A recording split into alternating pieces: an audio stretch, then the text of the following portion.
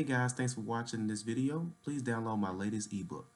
Hello everyone, this is Calvin Russell, CEO and founder of 850 Club Credit Consultation. Hope everyone is doing well today.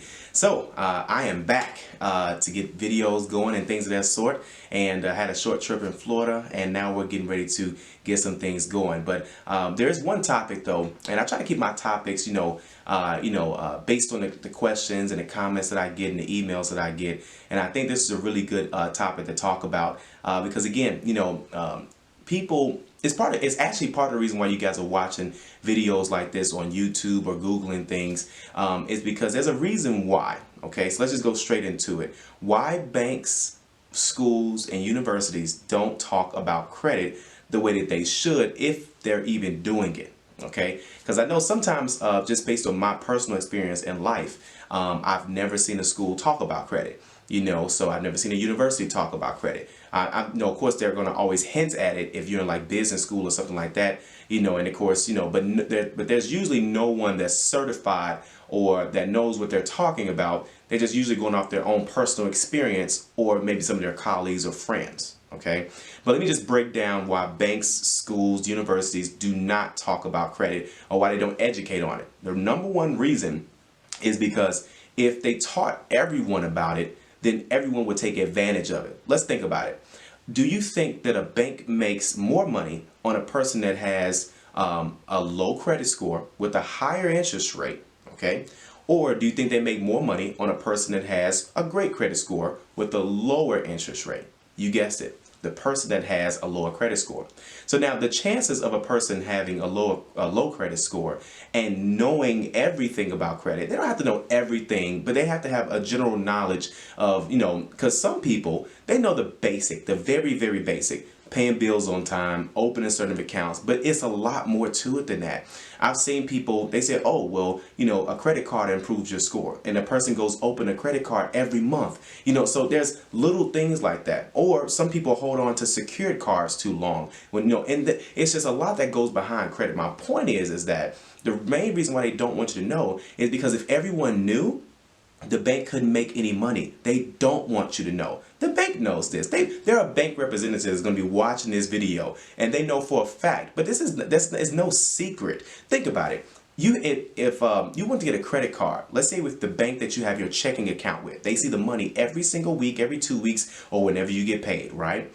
You apply for that. Okay. Now keep in mind, they see your money every single 2 weeks or week, whatever you get paid. You apply for that card and you get denied. Now, people have gotten denied before. Getting denied is not the problem. Here's the problem, is when the person that had you fill out the application gives you no game plan. They tell you they don't have it, because again, them themselves don't have any idea. Did you know that you can actually be a mortgage broker without having any knowledge about credit? Think about it. I have friends and colleagues that are in the banking industry, that are mortgage brokers, things of that sort. A lot of them are not as savvy as I am about credit, and not in an arrogant way or anything like that, but there's no certification for it. They're not forcing these people to actually know about credit. You know how the bank deals with credit? You're either approved or you're not approved. Or if you are approved, then they let you know exactly what your interest rate is going to be, and they just let it be like that. Okay? So think about it again. The bank is going to make more money on the person that it's not that they're uneducated about credit, but they're going to make more money on the person that has a lower credit score. Chances are, if they have a lower credit score, they may not know that much about credit.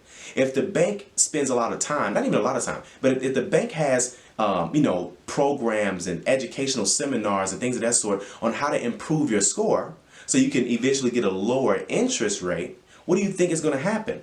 That's how the bank makes money. They make money off of subprime lending. Prime lending, just think of like steak. You've never heard of subprime steak, right? Nobody wants to eat subprime. No, just for example, like teachers. I'm not knocking teachers, but of course, if you're a teacher, you have the teacher that you see all the time, and of course, you have the substitute. Okay, and a substitute, not that they're not certified or anything like that. It's just their job is to come in, fill a position, fill a slot for a short period of time, and that's when the kids always act rowdy because they know the substitute may not know them that well. Okay, the same thing happens when you're thinking about stake or when you're thinking about in the banking industry, and that's what they call it, subprime. That's actually, if you guys haven't seen the movie, great movie by the way, called The Big Short. If you guys have Netflix, you guys should watch it.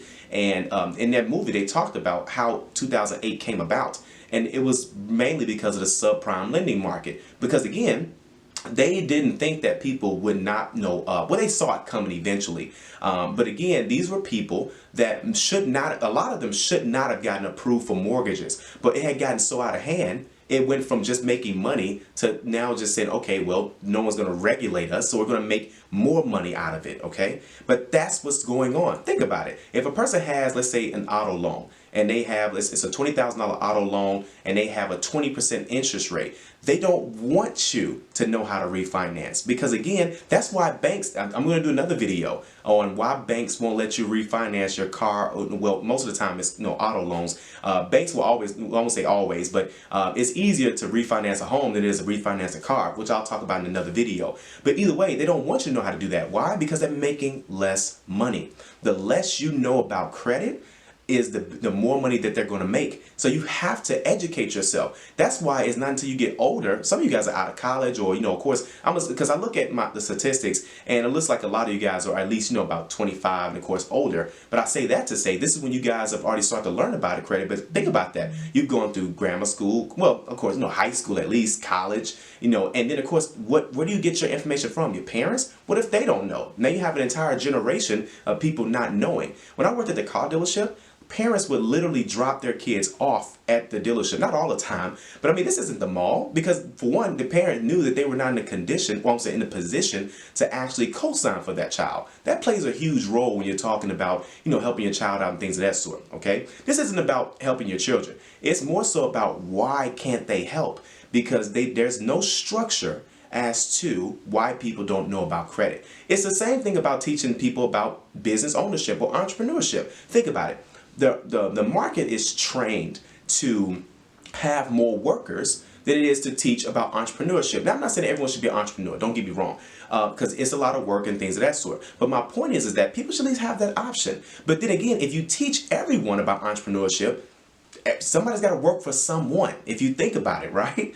So in the credit world, they're not making money off the people that have good credit. Okay, so because the good credit people, guess what kind of questions they're asking? They're asking, what type of interest rates do you guys have? People that don't have the best credit, they're not going to ask about stuff like that. You want to know what questions they ask? Man, I just hope I can get approved. I'm telling you, I saw this day in, day out, working at the dealership. And the dealership, of course, we get more traffic than a mortgage place would, because a person, they have an idea. They say, okay, you know what? I know that the chances are low if I wanted to try to get approved for a home or a mortgage loan, okay? Versus buying a car. Some people don't know what it takes to get a car loan, because it's so, I won't say it's so easy, but it is easier to get an auto loan than it is a mortgage loan. But people do get denied for auto loans too. When I was working at the dealership, 70% of the people that came through the dealership got denied. Just so you guys know that. So 70% of people can't buy a car. Here's the worst part. They don't know why.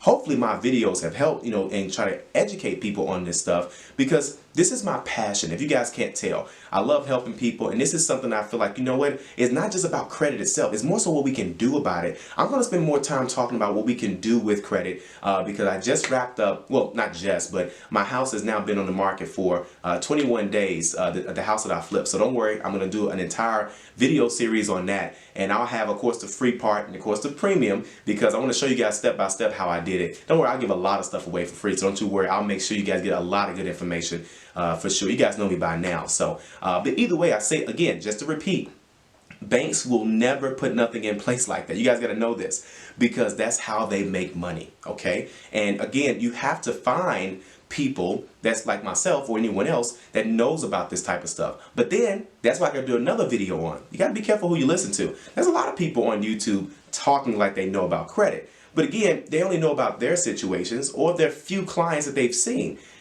And I'm not trying to separate myself from anyone else, but again, when you've seen so many credit reports and things of that sort, you have an idea what makes a 350, and then of course what makes an 850 or 300 in some cases, depending on what algorithm you're looking at. And but again, me being FICO certified does help. So either way, hope that video was helpful. I'm sure this didn't come to a shock to you guys, but listen, now there are some banks in some neighborhoods that will do like credit seminars, but usually it turns into, hey, we want you to buy this, this credit builder loan or whatever the case may be. And now some credit repair, what they call themselves, professionals, they'll start recommending that they get credit builder loans and things of that sort.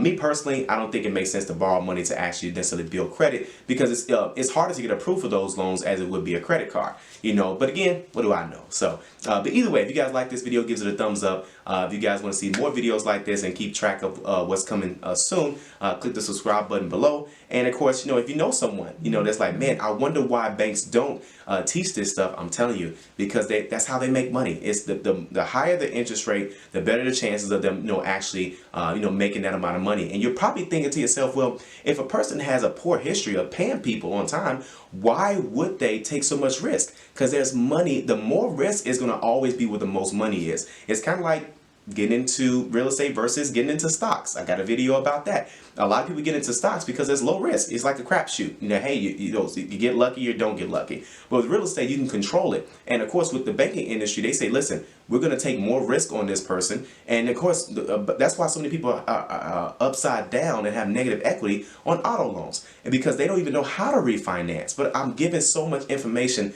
on this stuff because I want to help you all. So hopefully this was helpful. Thank you guys so much. Have a great day.